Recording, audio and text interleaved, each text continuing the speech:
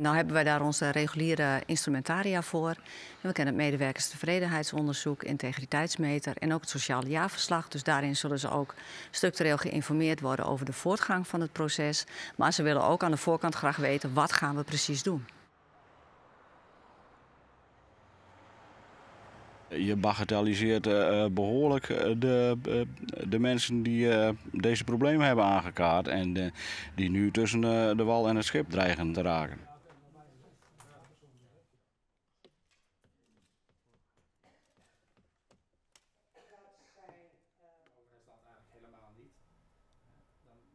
Hoe heeft het nu zover kunnen komen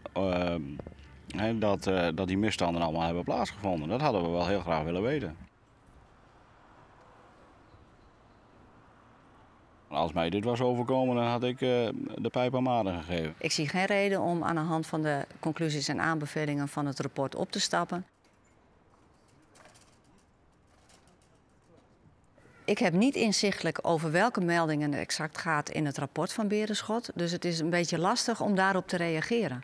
Maar het zou natuurlijk een slechte zaak zijn als dingen gemeld worden en het wordt niet opgepakt. Maar waar in de organisatie dat zit, kan ik lastig beoordelen. Maar daarover ga ik dus wel in gesprek met het team.